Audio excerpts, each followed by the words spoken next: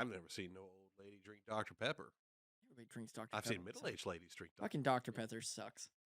Pepper. Yes, Pepper. Pether. Now we're gonna talk. Yeah. Yeah. Now it he's making happens. fucking simple pronunciation mistakes. While Why don't talking. you go ruck yourself, man? Why don't you go rick my balls, Logan? Let's do the goddamn podcast. Welcome to the United States Paranormal Podcast. Sit down and buckle up for an enlightening ride through everything cryptid, creepy, and paranormal.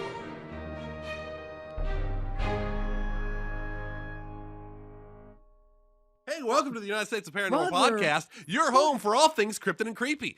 I'm Logan. We're just being hurtful now. I'm Matt. You were okay. And to my left is my heterosexual / homosexual / unilateral life partner. We done trying to be funny. I'm not trying. I'm succeeding. I didn't hear a single motherfucker laugh. He was giggling. I heard it. That's a low hanging fruit. Yeah. Did we not listen to that Tenacious D song earlier? We did. I want the low hanging fruit. Do do do do do do do do. Motherfucker's got his shoes off. He always takes his fucking shoes off because he's gross. He doesn't know how to function as a human being. God damn. He needs to touch some fucking grass. As long as the socks are on, we're good. Oh, he actually has socks on? Oh, Do I they thought have those were holes? Sneakers. No, Yeah. At the first sign of thinning, I fucking throw my socks out and buy new socks. these are good That's nice. socks. I can afford fucking a $15 pack of like 20 socks. Look, this podcast is brought to you by Hanes. It's really not. It's really not. No, we talked about it. It's fucking... You got the name yet? I'm trying to think of something that's not the obvious natural male enhancement. So Extends. Extends, that's a good one, yeah. Is it a good one? Extends. I thought it was a Blue Chew. Blue Chew? Blue Chew's the one that all the podcasts get. What podcasts do you watch that are talking about natural male enhancement? Steve-O's podcast talks about it. Kevin Smith's podcast Yeah, talks about fucking it. Steve-O needs it. He's wrecked his shit so many times. And fucking motherfuck. The last podcast on the left has been sponsored by him too. Oh, I haven't seen it. It's a chewable, Matt. It's not just for the old man that can't get it up. It's for the young man that wants to fucking have hard ass cock all night long. I eat that shit like bubble gum. You want a dick that doesn't tap out? Blue Chew. Wait, now, where's our Blue Chew sponsorship? Yeah, no shit, Blue Chew. yeah. And that, and like, if you want your absolutely rock hard dick to look great, get you some Manscaping Lawnmower 2.0 with the flashlight, so you don't cut your taint. So we're still Two out of- email with this clip, right? Yeah, we have 2 both out of 3 members of Team Tejas, not me, could really use some Blue Chew. Listen. Everybody could use more hard cock in their life. It's a chewable, man. You just crunch on into it, man, and get rock hard. You want to impress your lady all night long? Go a little extra. You want to intimidate people at a business meeting? Bob, you 2 Blue Chews and just sport wood all day long. Nobody's gonna confront you with a rock hard dick. Not a one person. And if somebody does confront you, it's probably the kind of confrontation you want with the rock hard dick. Blue Chew. Or the kind you really don't. So we're going to edit that clip and send Blue Chews an email now, right? Like, just that whole... This man came up to me at the bar. He made a sharp turn and cleaned the bar off. His hands were on his back. It'd be like one of those fucking old Mentos commercial where he fucking wipes it off the table with his dick, and I look at him, he pops open his thing of Blue Chew, pops one in his mouth, and it's like Blue Chew.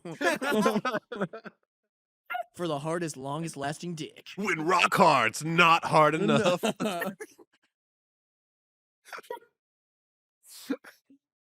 Oh, it's like, give your lady a real diamond. My erection was forged by steel workers.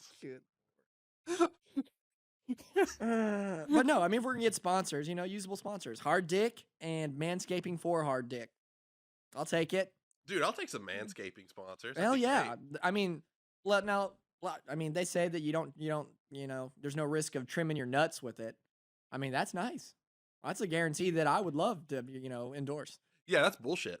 I'll I tell mean, you that right hey, now. we're trying to land him as a Right. sponsor. Listen, It's not bullshit. And it also has a flashlight, so you can get those hard to reach places. Yeah. It does. It has a light on it, and it's waterproof. So you just turn on the light in the dark in the bathroom, turn on the and I water. just use the mag light you gave me for that. And it comes with moisturizer as well. Yeah. That way when I'm down there, I can defend myself. Thanks to Blue Chew.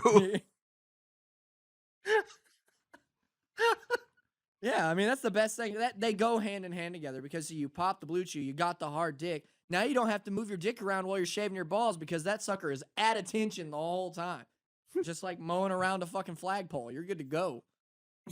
It goes hand in hand. What do you need? Blue Chew, manscaping. Put them together.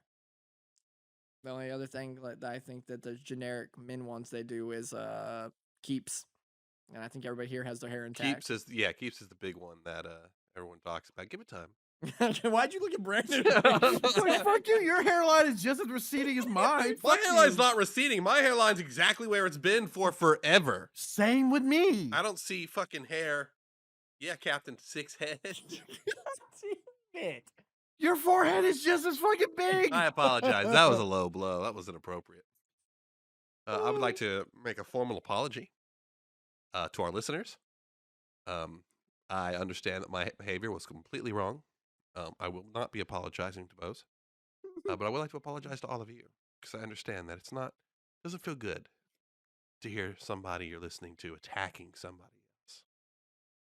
And I'm here to tell you, you fucking got what was coming to him.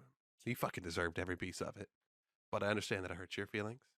And I think it was a bit See, he excessive. fucked up. See, I think what we he can grow should have from done this. was, you know what? I know that some of our listeners may suffer from hair loss and find this offensive. So but thanks to Keeps. that's where you should have gone with it. Fucked it.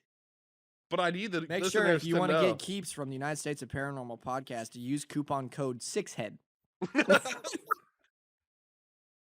And for our promo code for what was the You natural didn't mental stick the enhancement? fucking landing. That's fine. We can cut this out. Are we going with Blue Chew? Yeah. You know, How our have promo. you never heard of Blue Chew? I just haven't. I've don't It's listened like every podcast. That is the go-to boner pill now because it's chewable. It's not a swallow one. You just like for 20% off your next order of Blue Chew. Use our promo code EXTENDDONG. extend dong, I kind of like the idea of diamond dong. diamond dong. Well, I didn't make the promo code. That's what was sent to me. Oh, Fair enough. Good to go bless now? you. Maybe Uh-huh. one day. Maybe one day we'll get sponsored by boner pills and cock shavers. Hopefully, we'll be sponsored by cooler stuff like What's cooler than that? energy drinks and Yeah, 'cause porno that's mags. the crowd we want to be But Blue Chew associated is with. energy drink for your dick. I want to Yeah, be. let's get associated with Five Finger Death Punch and Monster. Let me get associated with Penthouse and Marlboros. Yeah. Oh fuck, I'll take it. That's dope as shit. Marlboro points were cool as fuck back in the day. I remember collecting my dad's stuff for him so he could send him to get cool fucking merchandise and everything. That was back when Camel fucking would send you cool shit too. You know what? You know Now who you don't we get need? dick for smoking cigarettes anymore except cancer. You know who I need a sponsorship from? Goddamn Zyrtec. The fuck is Fucking allergies, man. That's way less cool than I everything miss else. the days when cigarette companies could advertise to kids. Yeah. With cool stuff. They took all the toys out of cereal and they took the Marlboro points away. What's to look forward to as a small child? Yeah, like didn't they even stop selling like the candy cigarettes? They- Probably just call them something else now. Like flavorless shit sticks. Yeah, they used to have the bubblegum cigarettes that you blew Yeah. into and smoke came out of and you look like a real hard ass. God, that's so terrible. But they still sell Big League Chew. That's horse shit. So it's cool to make it look like a kid's doing chewing tobacco, but you can't. But that's bubblegum.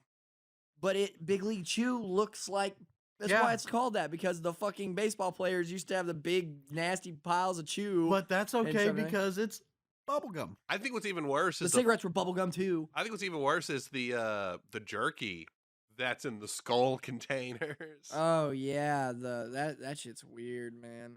All the freaking rednecks when I were in high school would always have a pack of that on them. They'd be packing their lip like they're doing chewing tobacco. Oh man, nothing looks douchier. No offense to anybody if this is used.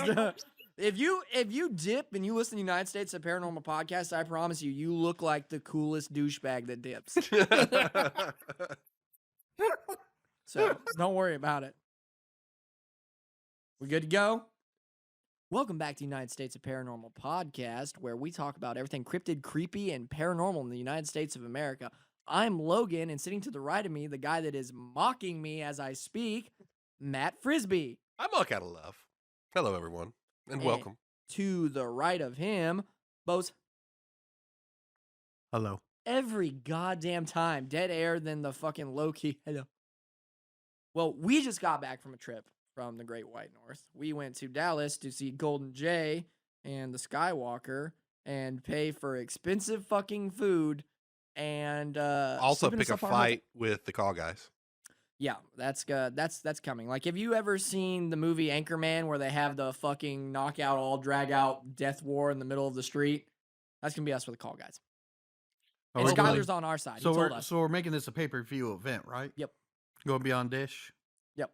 If by dish you mean literally nowhere, It's gonna be on the Spotify and the. it's gonna be on anywhere you watch podcasts. So let's be clear. It's Apple Podcast, right? Yeah, It's anywhere not called you iTunes watch anymore. podcasts. It was never called iTunes. I think it was always Apple So Podcasts. iTunes is iTunes even a thing anymore? Yeah. No, actually, iTunes it's is. not. No, they changed iTunes to Apple Music.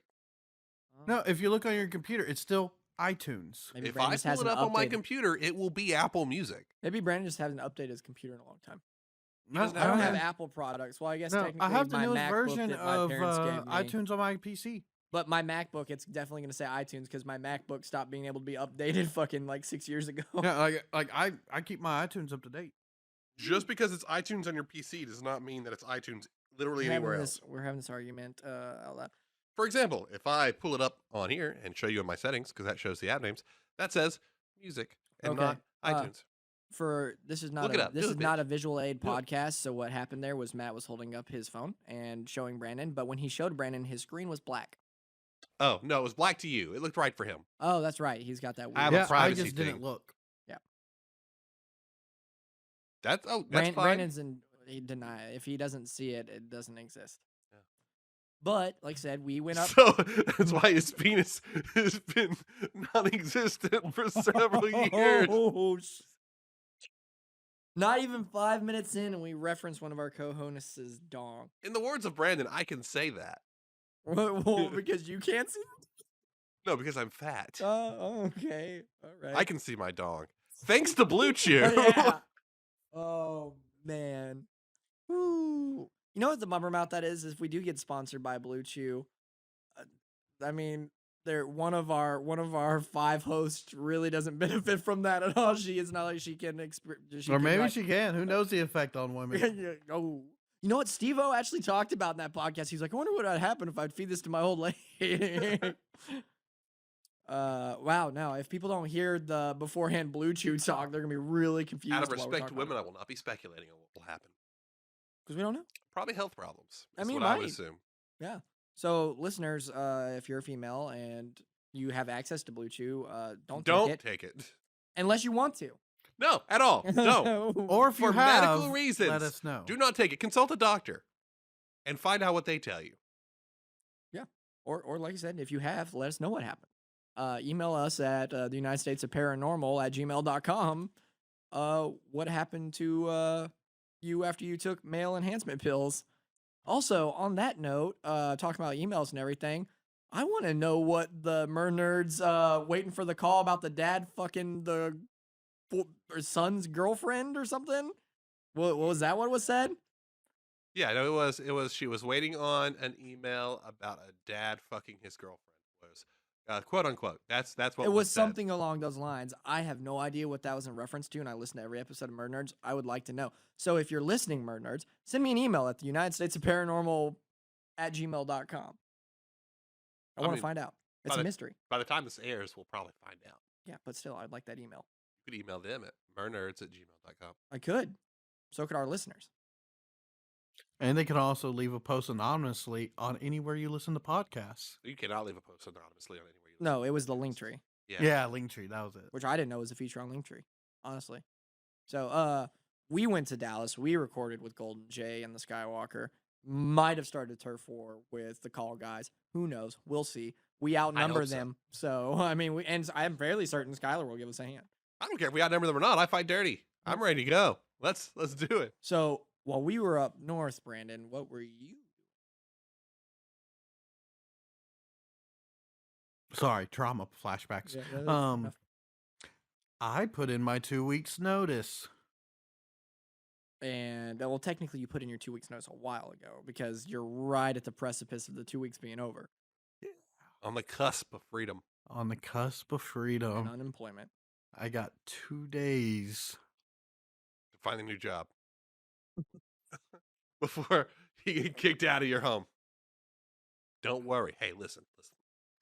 If you're ever kicked out of your place, I just want you to know you are not welcome in my house. You will be locked out. And I will sick the dogs on you. I mean, Nora will just run away. Thea will lick me to death. Either way, you're taking Either care. way, it's not efficient. Okay, so this we're back for the second part of the Snedeker family haunting. Snedeker 2, the electric boogaloo. That's beyond gross, dude. Get it out of your mouth. Come on. Tell me how to live my life. Good lord. So last we left off was right when their mom Carmen was calling the Warrens to have them come in. It's been a little while since we've been in studio, Feel but like- it's time to pick up. It's time to do it again. I feel like we need a siren now for Warren. A siren, or it's just gonna be like the Law and Order, be like the Warrens. Dun dun. Do do do do do do.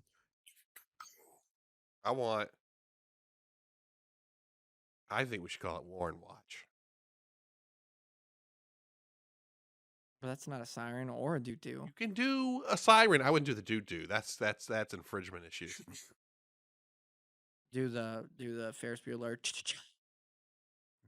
Oh. Chugga-ja. I feel like we're slightly coming unglued.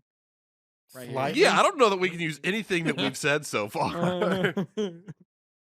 I think I feel like this trip to Dallas has put me on the attack. I mean, it was a long trip there and back. We stayed up late. yeah, we drove for like 6 hours today, and now we're here in the studio. Yeah, and all those guys from Indiana had to do is drive like 18 hours. They had it easy. Yeah, They're probably sitting down right now listening to Flicker Stick. Yeah, fuck those guys. I wasn't gonna go that far. I had a lovely time with them. I it think was Brandon's fantastic. projecting because he didn't get to go. I'm a little disappointed that we didn't go to. I retract my statement. Yeah, there you go. I was gonna make a joke, but it would. I don't think it would translate. That's what we call self-control. Is it? Yes. Okay. All right. Okay. Well, let's get back to the spooky. Oh, now we can do it? Yeah, we'll give it a shot. Okay. So, she called the Warrens. The Warrens showed up. The Warrens spent 9 weeks total at the family's household, after which they claimed the house was a 9 out of 10 on this house's fucky with ghost scale. Ed claiming this house is in fact infested with angry spirits. So you get the honor of having the Warrens come over to your house, and not only do they come up and you're like, okay, they're gonna tell us it's haunted. Ed Warren's like, whoo, I seen some fucky shit. But this house Okay, takes the so case. You on have this- an infestation. That's a word you never want to hear when it's talking about your household. All right, so my question is, now that we got this fucky ghost scale, Yep. how do we apply this to the Smurl family house, which had 4 ghosts? Where's that on the fucky ghost scale? the Smurls had a special kind of fucky though, because you can have a bunch of ghosts, but it doesn't mean one of the ghosts is going to mount you on your own couch. I believe that's one of those things where it's like the scale bottoms out at 10, and then the Smurls were sitting at a soft 13. But there was nothing soft about what happened to the dad at the Smurl house. Somebody took the Smurl spook scale and cranked it to 11. Yep. Just a bit. Okay. When Carmen called the Warrens, they told her they would be there the next day. Why? That's a little out of thing. They Okay. called the Warrens. Next thing you hear is tire screeches, and they walk up the step. Basically, when Carmen called the Warrens, they told her they would be there the next day. This was pretty normal on the Warrens anytime children were involved in a case. They acted in the fastest way possible to make sure they could get this thing dealt with before any harm could be done to the kids. Because the Warrens were parents themselves, and just like I said, they prioritized cases with children. Sounds like they were a little late on this one. Well, I mean, it's They not gotta their be aware of it. it's not their fault that the Snedeker family took forever to say anything. I mean, that's Yeah. not on them. As soon as they were contacted, they showed up. The line in the sand was the dad taking out all the light bulbs. Well, could you fathom calling a ghost crew, the modern day equivalent of Matt being like, "Oh, my house is haunted," and you call and Bagans is like, "I'm coming, I'll be there," and then he shows up, right? Takes a look around your house, and he's like, "Listen, I'm gonna have to live with you and your family for 9 weeks to get a good idea of what this is," because this is exactly what went down. The Warrens showed up, and they lived with them, and the Warrens crew lived there too. 9 weeks in that house. Do Okay. you think they don't actually have a home? All and right, they it kinda just seems do like But it, this here's right? the thing. crap Here's the thing. The there? Warrens, a nice, polite old couple, compared to Zach Baggins. I'm just saying, I'm just saying, like, maybe the Warrens were like in the middle of like renovation on their house, and they're like, "You guys are gonna have to be out for 9-10 weeks max." And Ed's like, "Oh, we can't afford this. Oh, what are we gonna do, Lorraine?" And then all of a sudden, it's like it gets a call from Carmen. She's like, "Listen, I got a ghost," and he's like, "Listen, your ghost sounds pretty serious. It's gonna take us. Hold on one second, contractor. How long did you say this was gonna be? Oh, it's gonna be 9 to 10 weeks. It's gonna be 9 to 10 weeks. We're gonna have to stay at your house and see what this ghost stuff's like. That's normal. It's really normal. We're gonna bring our crew with us and just stuff. And what they did, we'll get to it. But yeah, Like, why did 'cause- you bring an entire kitchenette set? Well, Don't ask 9 questions. weeks, man. Listen, this is sophisticated paranormal detective gear. That's a sink. I like now we've It's got a Ed portable talking. paranormal detection sink. Ghosts hate these nice cast iron sets. They can't stand them. They don't mind you cooking on a standard oven, but we haul this in there, the ghosts are gonna hate it. I Like, this promise. came from pure blessed metals from the closest church. Listen, ghosts hate iron. This is pure cast iron. It's Okay, but perfect. I get that. But why did you bring your color TV set too? Yeah, because what I saw, you got just a black and white fucking 6-inch in there. That's just not gonna do for What 9 do you weeks. expect me to watch for 9 weeks? You Yeah. think I'm gonna get an EVP on that hunk of junk? Oh, that's No not. way. I like that's why is Ed Warren talk like that now? But as they promised, the Warrens showed up the very next day with a few investigators, including one of their lead investigators, John Zaffis, who happens to be their nephew that worked with them at the Paranormal Research Society of New England. So not only were they bringing the researchers, they brought their nephew, who they were probably watching at the time.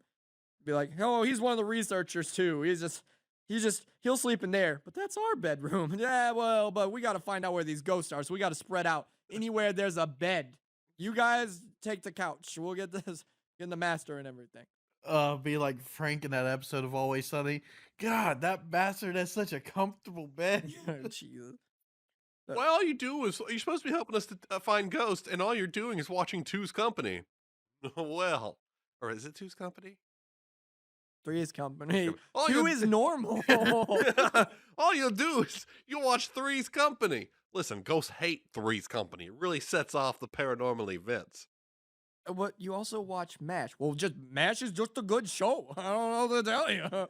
That's just good television. Listen, there's this guy. His name is Hawkeye. He's played by Alan Alda. He's hilarious. That's great. It's great shit. Last episode, there's a thing about a chicken. Listen, you'll bawl your eyes out. It's horrible. It's horrible. Okay. Upon entering the house, Lorraine claims she felt right away that the house was pulsating with negative energy.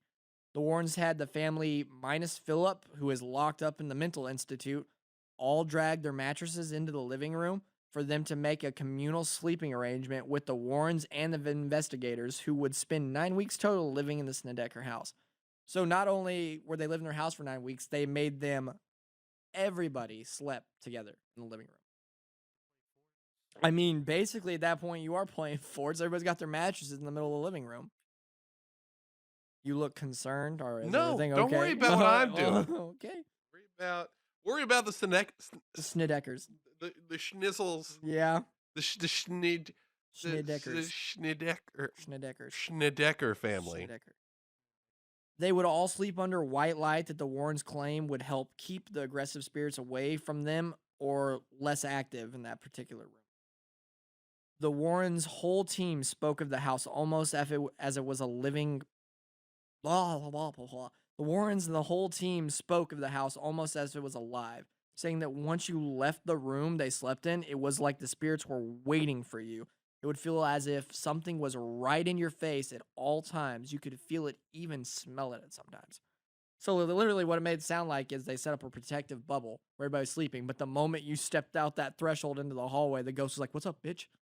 Why don't you turn that white light off and we'll have a talk, Warren?" It's like they're sitting there with bats in hand. Hey, we've been waiting for you. Man, it's fucked up that you're in there watching MASH and you got these lights on. I can't come in there and enjoy it. Just crank them up. Let me come in there. I want to watch MASH. You know how much we ghosts like MASH? That's quality television you're denying from us right now. I gotta know what happens to Hawkeye this season. During this time, one of the more physically violent attacks happened to Carmen.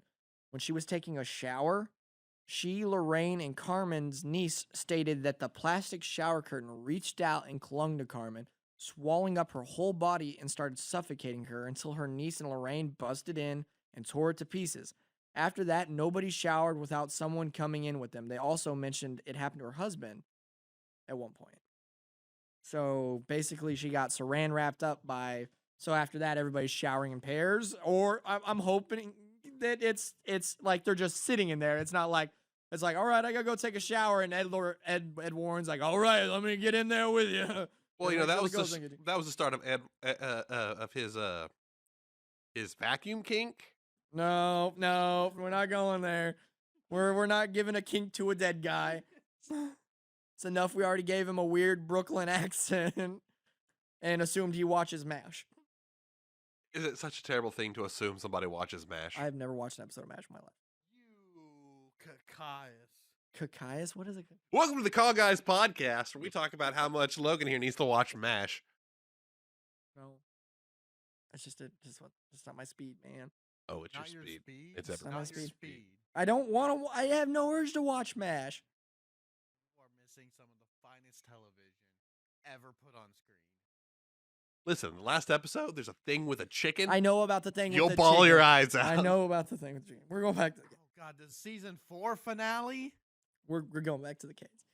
According to the crew, the spirits particularly like to attack Carmen, mentally and physically, more than any other member of the family or crew. Was this because she sent away Philip? Was his warning true? Did she earn their rage by sending away their link to the real world? Because remember, once she had him carted off, he started yelling at her, remember? He was like, now that I'm gone, they're coming for you. And seemingly, he wasn't wrong. Now, I'm wondering if it's just a coincidence or if he was like, you guys get that bitch. She's sending me away. Teach her a lesson. So basically, she got rid of their friend, or the one thing that they could communicate with well. So they basically started whooping her ass mentally and physically. Because there wasn't really any physical harm that was done to Philip. But his mom, almost instantly after he left, was getting attacked by shower curtains. So... the mental attacks almost seemed like seizures. She claimed she was pulled into a dark realm, surrounded almost in a huddled. I just fucked that all up.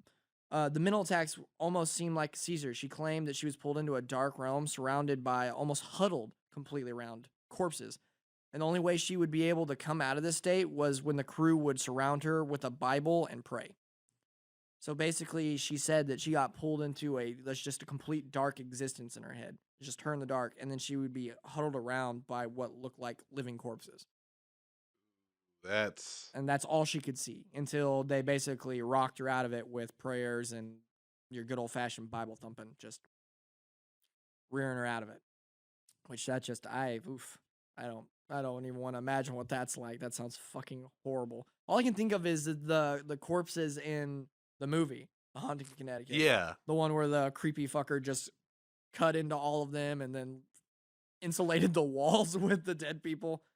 I bet the house retains heat great though. Yeah, insulated by dead cadavers. That's a fucking cadavers. I mean, cheap, right? Oh yeah. I mean, practically free. Yeah, I mean, people were just bringing the bodies to the dude. So, Yeah. I mean, at that point, it is free insulation. John claims that one day, this is what happens when you can't spell and you confuse yourself. Grammarly. Okay. John claims that one day walking through the house, he could smell what he described as rot and embalming fluid. As he followed the smell, he came to the stairwell, where he saw a shadowy figure that slowly drifted down the stairs. As it neared, the temperature dropped lower and lower, and he said it does not know if he heard it physically or mentally, but the spirit said, "Do you know what he did to us?" Okay, so you were in a house that was at one point a funeral home, and a ghost says, "Do you know what he did to us?" What's the what conclusions are we jumping to here? Well, clearly he made them watch MASH. But in your mind, that's a good thing. So why would they be pissy about it? Maybe they're like you and they don't like MASH. I didn't say I don't like MASH. I just said I never watched it. Yeah, he said he never gave it a chance because he's a sucker. Well, I mean, it was before my time. I don't tell you. How many things have you watched that was before your time? This led him to believe that the funeral home director was abusing corpses sexually. Now, that's kind of rude to jump to that conclusion. The ghost might be like, "Do you know what he did to us?" You instantly are like, "Oh man, clearly the guy that ran this place was plowing corpses." I mean, you could at that point you could sue for defamation of character, right? Like you go because that guy was the guy that ran that funeral home was still alive. Oh no! Out and about, and you're like, "We think this guy was here plowing corpses." Talk about popping a cold one at the end of the night. Oh no! Oh. It's cracking open a cold. That was horrible. That was horrible. So yeah, that led him to speculate that the guy was in fact doing unmentionable things to corpses, which in turn enraged the spirits. Which, if that is the case, that was happening, and that is not confirmed in no way, shape, or form, I guess that would be a good reason to be a pissy ghost. Can you not make gross noises on the mic, please? On the mic. I'm sorry that I have allergies. I don't care if you have allergies. Do it away from the mic so the gate will take it out automatically. I don't want to hear that. Do you know how many of those I edited out of your shit? You know how much shit I add out of yours? A lot. I don't want to hear it. You do the I'm same at least making thing. an effort right now, and you just like right up here making the grossest noise possible. You do the same shit. I'm sorry. I feel bad for whoever's editing this one in general. There's a lot of snipping that's going to be already. See, it's got to be me because I'm afraid Brandon's going to leave in way too much that needs to be taken out. Yeah, probably. He can't be trusted to edit this one. Yeah, okay. After 9 weeks, the Warrens pushed the family to go public. As we've discussed in the past, this kind of action forces the church's hand, basically. You get it out there, you let everybody see, and then the church feels like they have to react because, you got a family with kids being like, please. It's harder to say no when that's out in the public eye. They were aiming to get an exorcism. Carmen is on record saying she did not want to do this, but at this point, her husband was drinking more and more and tired of the house being full of people. Understandably. I mean, 9 weeks of a bunch of people living in your house and everybody sleeping in the living room, that's got to be rough. Learned that he's a dick. Yeah, 100%. So he said to go through with it, and they did. Full-blown media circus, the works. Ironically, leading to more people at their home than ever before. Constant news reporters and investigative journalists to the local looky-loos coming to hopefully see something or make fun of the family. I mean, even the neighbors would see people come and knock on the fucking Snedeker's family's door and windows and go, ooh! Like, you get out there in the public back then, you're getting the church's attention, that's great, but unfortunately you're also getting everybody else's attention. Yeah. And you go to being the weird family that claims that their house is haunted, so you're just harassment. So, I mean, honestly, Carmen was justified in being like, I don't want to do this, but, the dad was like, no, we're fucking doing it. I want all these people out of my house. The family across the street, the family's across the street neighbor, Catherine Altimus, who is very vocally did not buy into the whole situation, went full bore into overbearing neighbor mode. Watching the house 24/7, taking notes in a journal, writing down every license plate of cars that came and went, calling the cops almost daily to update them. And when a news article would come out, she would call the news station or paper that wrote the article and force feed them her journal entry from that day specifically. And for that day specifically, and be like, these are my notes. What you said happened did not happen when you said it happened, or anything about just like overbearing. Like this lady like must have had nothing else to do because she literally filled journals about what was going on at these people's house. So She's calling the HOA. basically.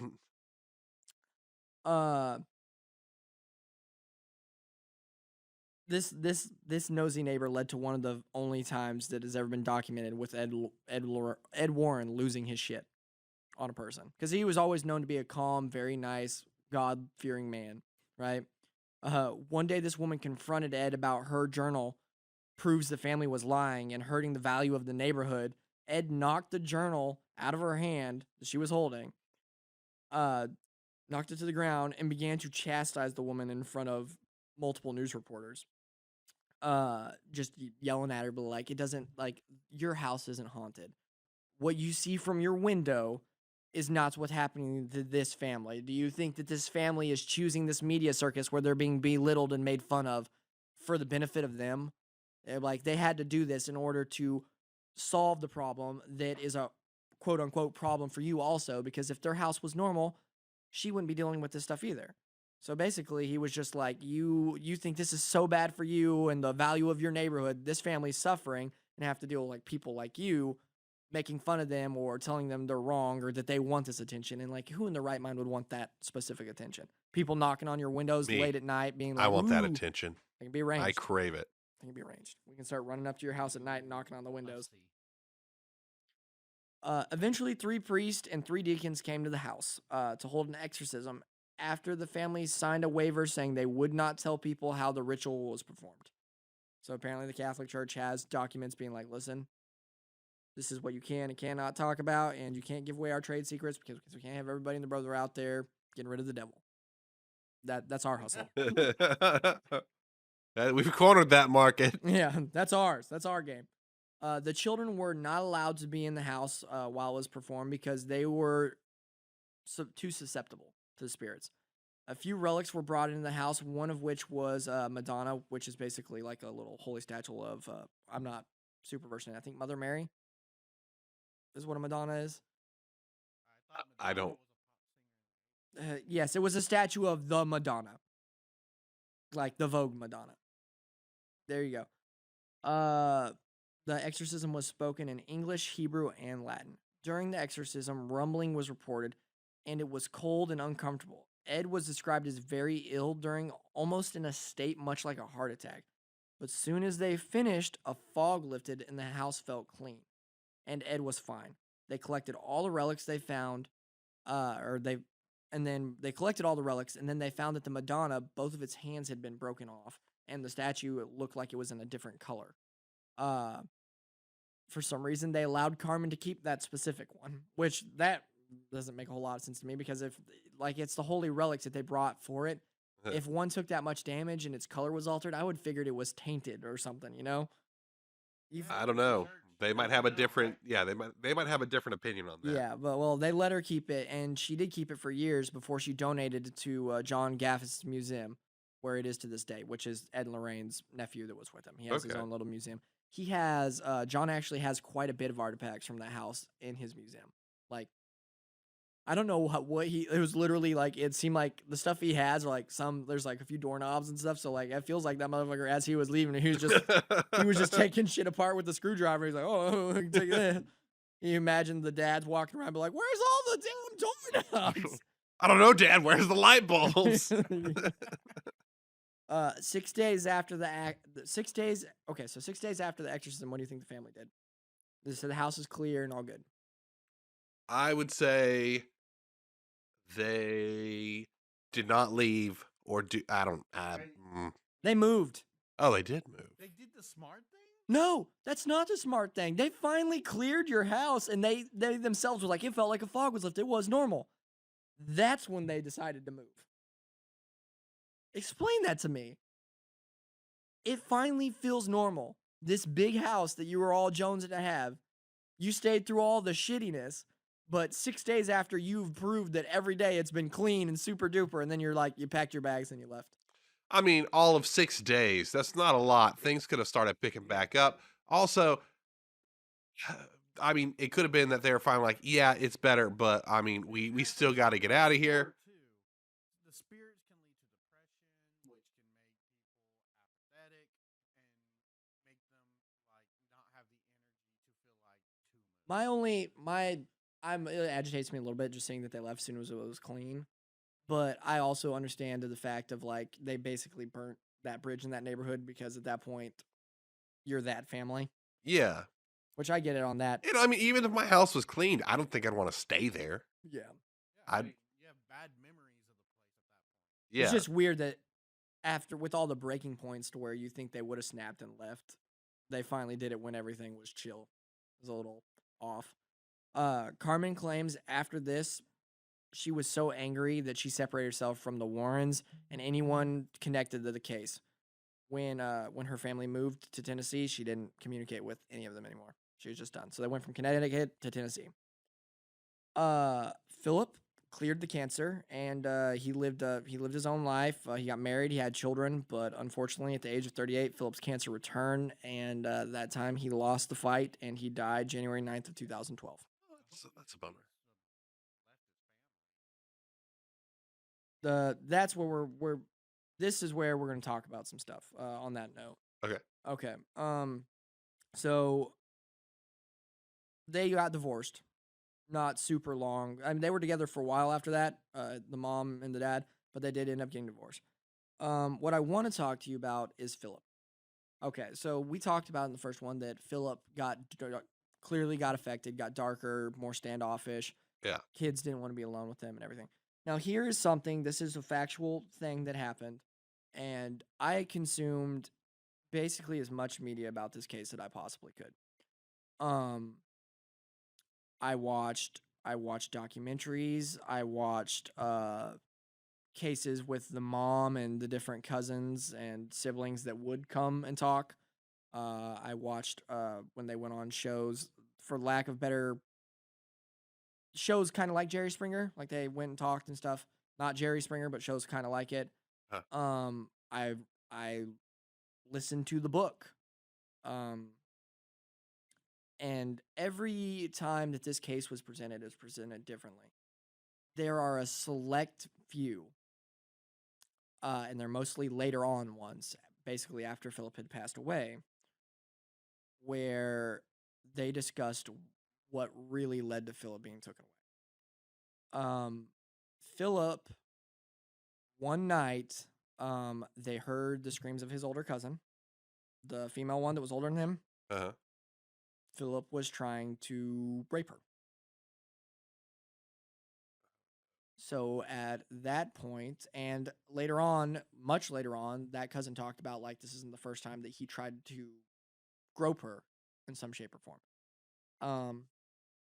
That is what was the breaking point, and they called, and that is why he was promptly hauled off. Now, you wouldn't think this makes more sense because even in the 70s and the 80s, cops aren't just going to show up and wheel your kid off because you're like, he's seeing ghost. They're not Yeah. going to show up with an ambulance to haul him off to an asylum for that. But they will do it when they say that he has mentally snapped and tried to sexually assault his cousin. When they took him in there, they diagnosed him bipolar. Uh-huh.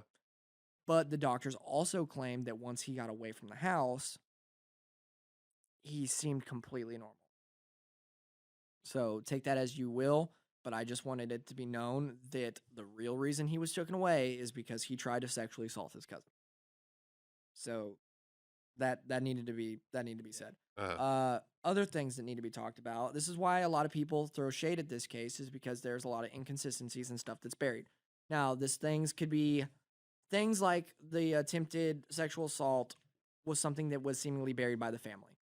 It wasn't something that the media was hiding or anything like that. It's information the media did not have to sensationalize or anything like that.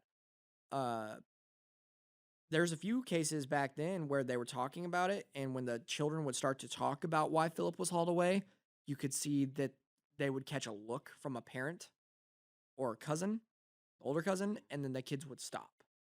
So it was definitely something that they were trying to keep hush hush.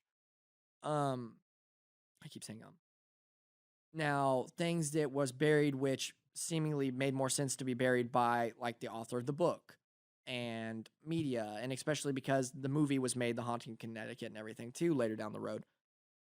The house, that big ass house that they were living in, that was like, it was huge because it was a mortuary, multiple levels and everything. Yeah. 3-story house, right? And a basement, was converted into a duplex when they moved in. They did not live in that house alone. They lived in the bottom section of the house. Yeah, we talked about that in the first part. Yeah. And so the other people that lived in this house, top stairs, bottom stairs, and everything, claim nothing happened. They didn't, to them. Now they're like, they heard commotion with the family. Uh-huh. They saw the family reacting, this and that, but they were like, we live in the same house. Why are we not seeing it? And this also circled back to Ed Warren being like, listen, it's not affecting you because it's not attached to you. You're not in this part. They're in the part of the house that's affected. They're closer to the mortuary part, et cetera, et cetera. To me, it's less scary when you think about it as a haunted duplex. Yeah. You know, it's like, don't worry, just the first floor and the basement are haunted. Second, third, you're golden. You know what? But here's the thing. This is the second haunted duplex we have gone over. Yeah. The But Burrow but family but house in was your haunted. duplex, it was every level.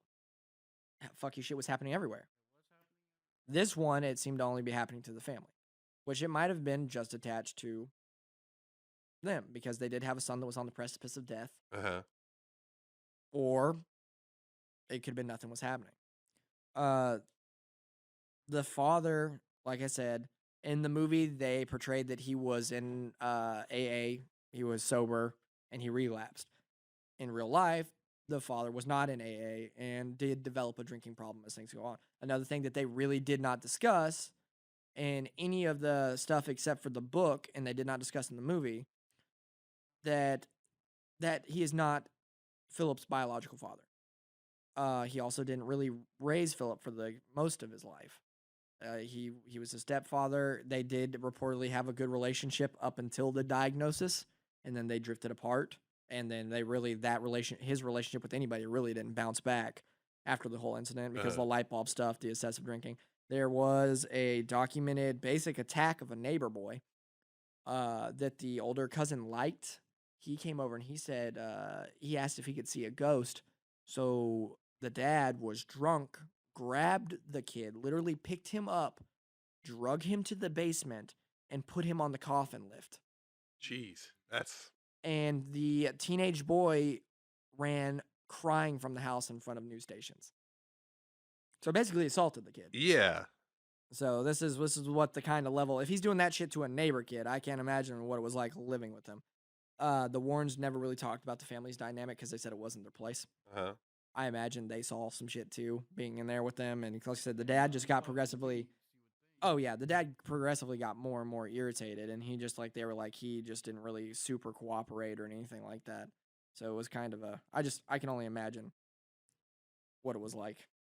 Another thing with this case, it was a massive issue, was the author Ray Carton, who wrote the book In a Dark Place, who, if you look him up, does not have a lot of great books to his name. I think one of the books that he wrote was the novel adaptation of I think it was Welcome to Good Burger. Is one of the things that he did later in his career. He never spoke up about the case. He wrote the book. The kids' names were changed in the book, but it's supposed to be as accurate as possible. A lot of stuff he didn't speak ill of anything until after Ed Warren's death. When Ed Warren was dead in the ground is when the author, Ray, started coming forward and being very vocal about the book and talking about how he thinks everything was basically bullshit. Claims that Ed Warren told him to make it as spooky as possible, etc., etc. Lorraine was still alive when all this was happening and was in an interview crying, saying that it's horrible that he's attacking her husband when he's not around to defend himself anymore. But after that one interview where he started saying shit like that, he refused to ever do an interview after that ever again. So take that as you must. You can or do or don't read the book.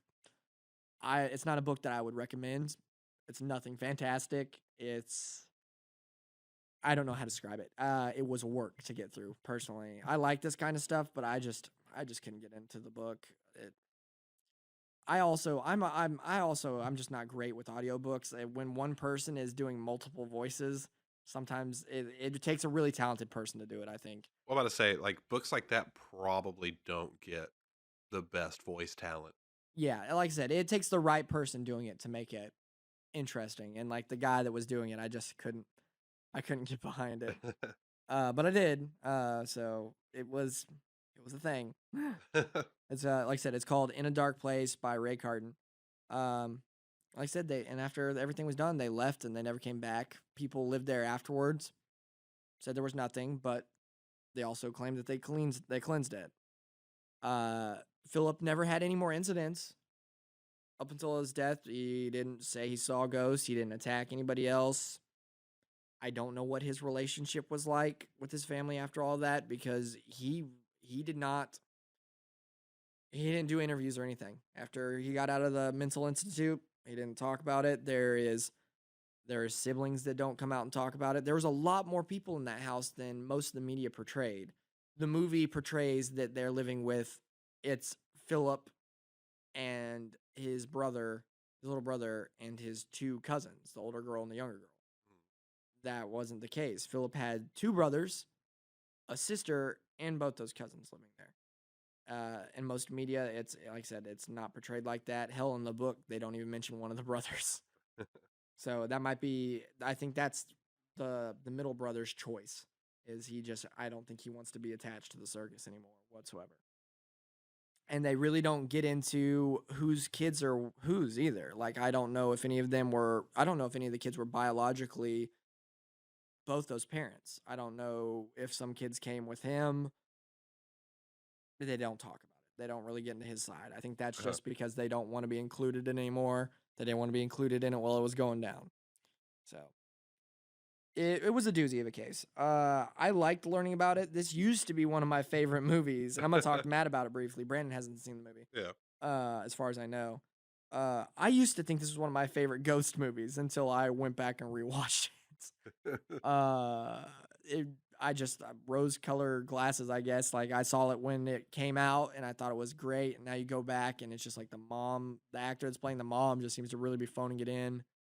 And once you look into the case and go back and watch one of those movies that's like based on true events or this really happened, and then you see, like in that movie, the mom is mopping, and Philip sees blood while she's mopping, right? In the case, and every documented thing, that never happened. It happened, the mom was mopping, and she saw the blood. And it didn't just disappear. She had to try to scrub it up. The same with the plates. In the movie, Philip sets the plates, then looks back, and the plates are back in the cabinet. And then looks back again, and the plates get smashed. Didn't happen to Philip. That happened to Mom, and everything documented. So, like, they were just spinning it, that it was all on him. They also had a much older actor play Philip when Philip was like 13, 12 when all this was happening. You have an actor that's like 18 playing him. Like I said, they changed everything up. They changed up the dad. He wasn't stepdad in there. They made him like he was in AA and he just slipped up. When in real case, he was just an alcoholic and an absolute asshole basically all the time.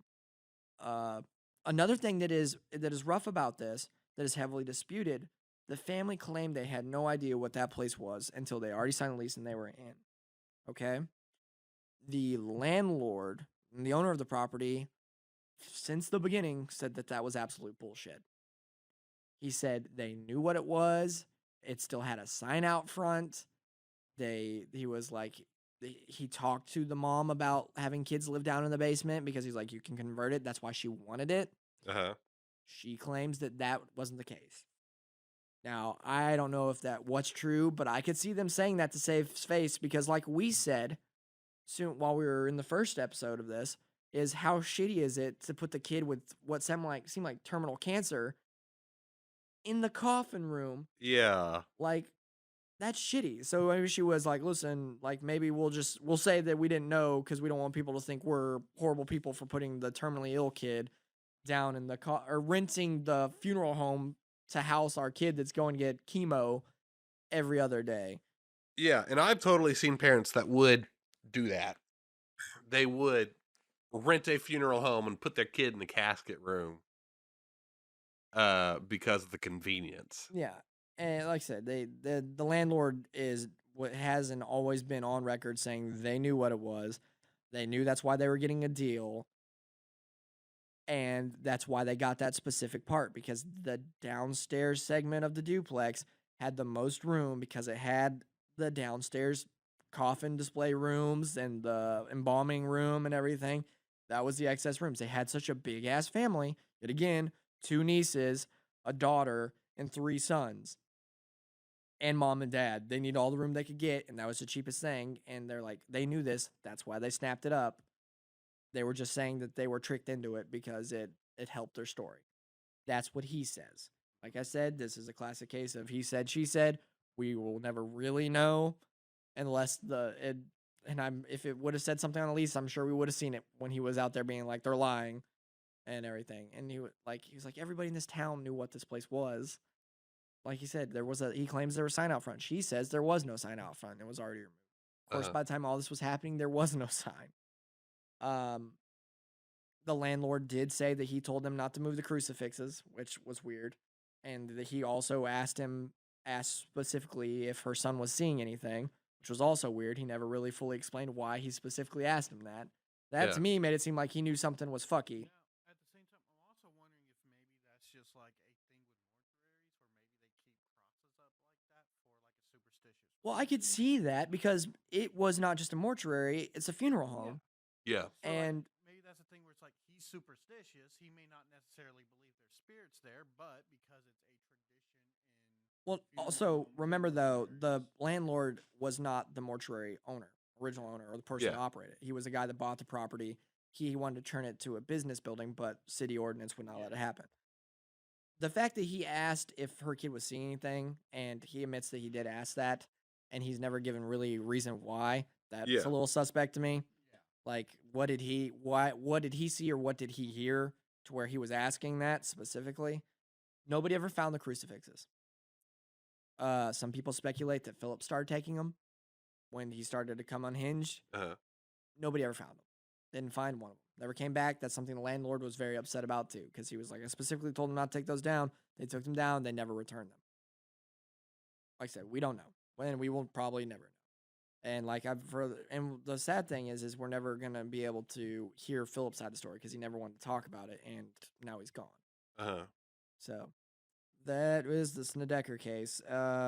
It was bonkers. That's definitely not one of my favorite movies anymore. One, it's rough going back and watching it, but 2, it's just like after you absorb all of this, like that kid the kid was probably the best actor in the movie, but it is really hard to get behind that specific character after learning everything I did learn. It's not the same anymore because now I know all the weird shit that happened, and yeah, it just feels a bit icky at this point.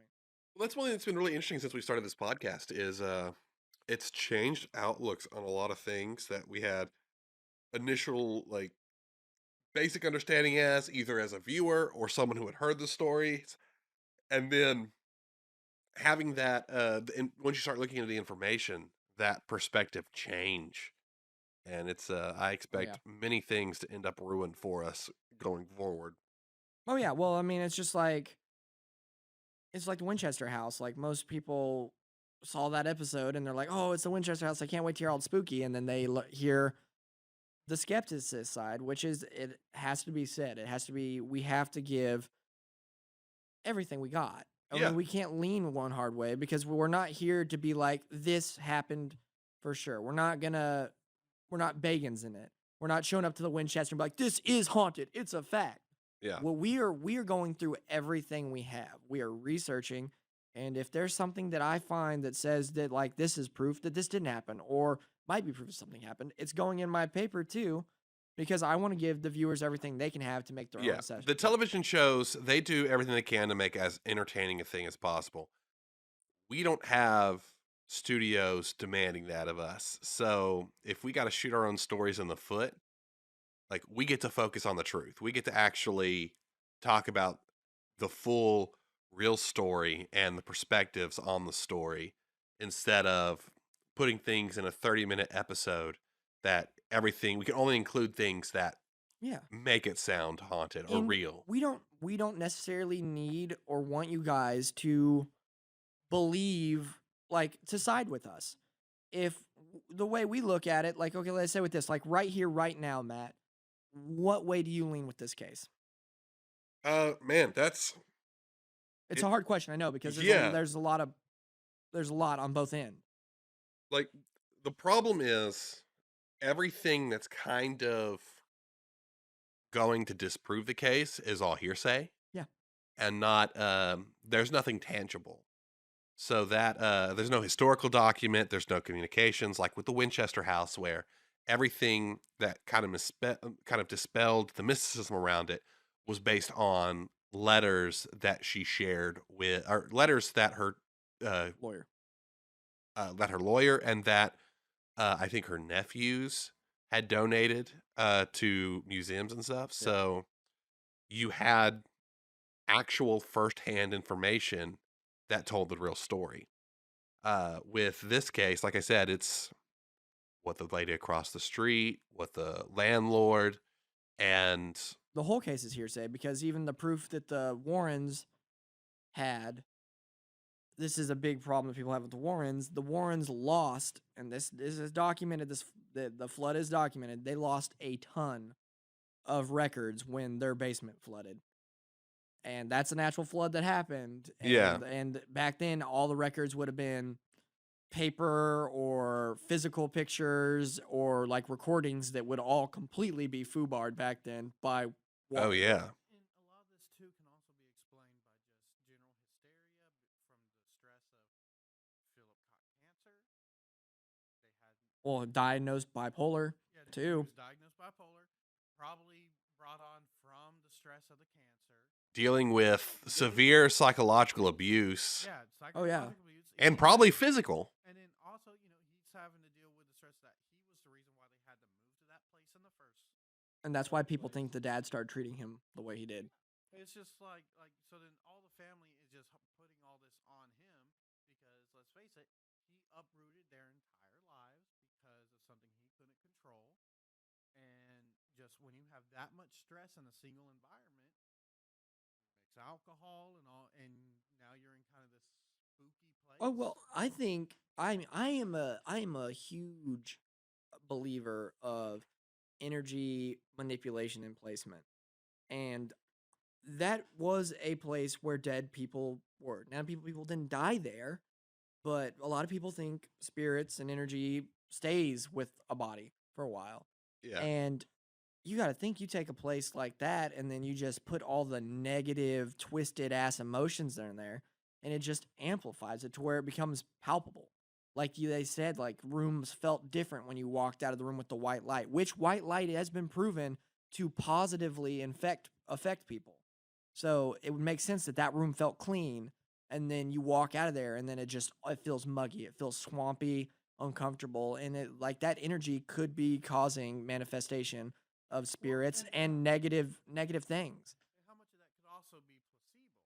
It's like the Warren's like, yeah, this light will create this positive energy in this space, and so then now in their heads they're thinking, okay, this is the good area, and then when they walk out, it's like, oh, this is different because they were told that this space is created because of this. Yeah. Well, either way, like let's say like that Matt said right now that he was like, I think this case is bullshit.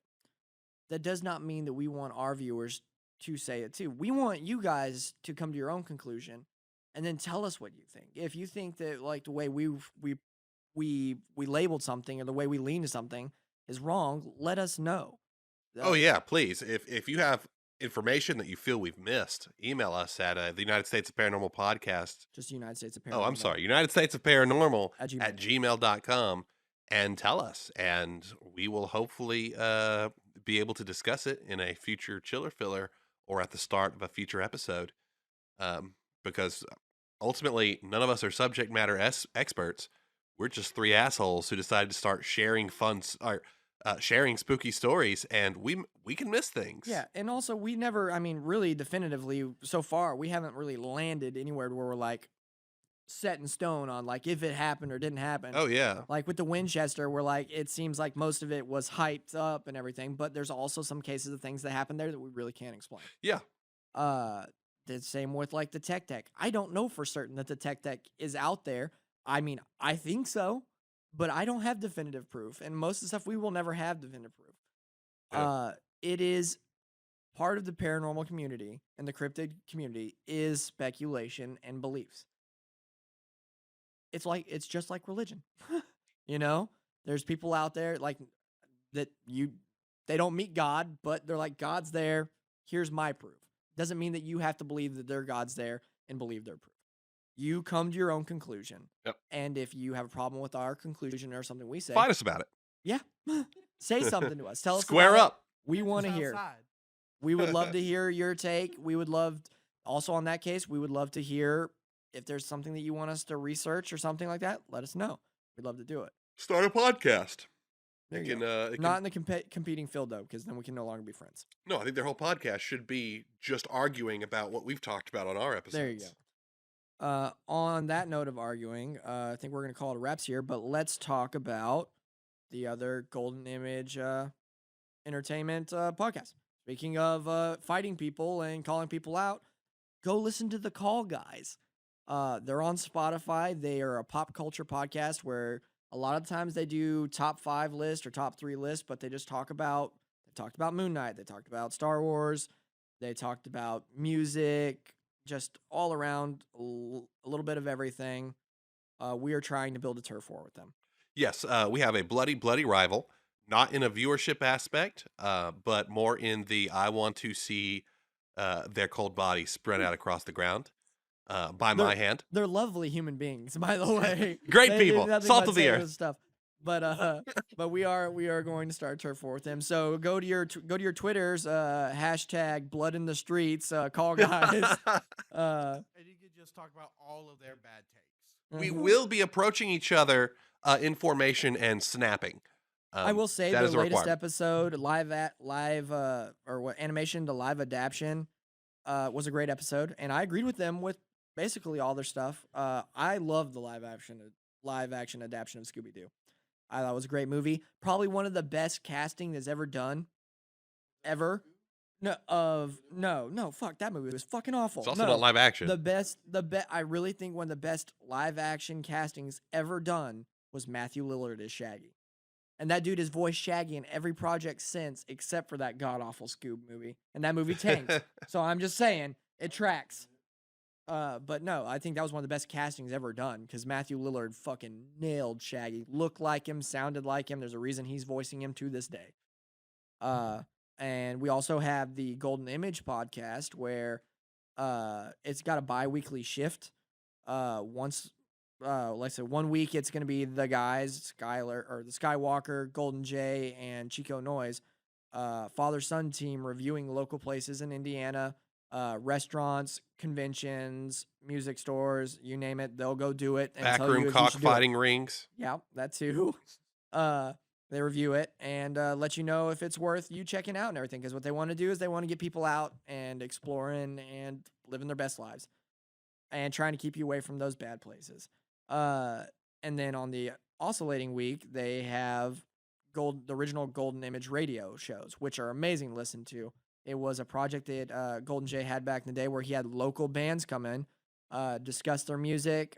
He would play local band music. He was really circulating for the local band in the area, which was great and needs to be done more often. They need a way to reach out too, and that's what that was. So you can go back and listen to that, listen to some great bands, listen to great interviews. Everything with Fruit Pie was amazing. And then we've got the Ye Olde Murd Nerds, who you guys know Alicia from Team Boozers. She has a podcast where now it sounds like from this newest episode, they're going to branch out from Indiana, it sounds like. So they cover cold cases, missing people cases, murder cases, and everything. And that's also, they swap every week. 1 week Ashley's presenting, 1 week Alicia's presenting. Yeah, that's a great podcast if you just want to feel mad at random people for being stupid. I don't mean Alicia and Ashley by any means. They're fantastic. But I mean the people in the stories that just completely ignore when terrible things are happening. Do me a favor, fans. If you are going to listen to any episode of Murd Nerds, go listen to Camp Murd Nerds, and you will no longer trust the people that run the Girl Scouts. You will no longer trust the whole state that the incident happened in, or the police department that it happened at. Yeah. Everybody dropped the ball. Let me tell you about a Girl Scout camp that found a letter in one of their ransacked advisors' cabins a few weeks before the event happening. A letter talking about Martians and rambling, but also saying, we will murder 3 Girl Scouts. And then these people are like, we don't need to tell the kids' family or warn them or double up on security. And then camp started, and the first night camp starts, guess what happens? 3 Girl Scouts got murdered. Everybody dropped the fucking ball. The only people that didn't drop the ball was the fucking Girl Scouts, and they suffered. So go listen to that if you wanna also scream at your radio, because good Lord, those people let everybody down. Yeah. But like I said, on our socials, we have a link tree. In that link tree, you can find a link to every one of those shows. So get out there, listen. Oh, we also have a merch store, the Merch Mausoleum, where we have some great stuff going. We can get you some spooky leggings. You can get you this cool we got the new cryptid hat up that's got embroidered. It looks beautiful. I made it is on Matt's myself. head right now. So feel free to boost my ego. Please don't. My head can barely fit in this space already. And if you'd like to support us and if you would like to support us, like and subscribe to the podcast and hit that notification button so you can see when new episodes come out every Wednesday. Yeah, that way you get, as soon as it's up and going, it's right up there. And you can share it with your friends, share it with your mother. Your mom's been missing you. You need to call her, talk to her. Let her know how you've been doing. She worries about you. She does. She told us last night in the bed. Okay, bye. Bye. Keep it spooky. To support other Golden Mojo Entertainment productions, check out Golden Image Podcast, The Call Guys, and Murd Nerds wherever you enjoy listening to podcasts. To see photos and find new episodes of the United States of Paranormal, follow us on our social media. Twitter at TUSOPPOD, or Instagram at the United States of Paranormal, and Facebook, the United States of Paranormal. If you have a place that you'd like us to look into, or would like to share your spooky story that we can read on the air, please email us at theunitedstatesofparanormal@gmail.com.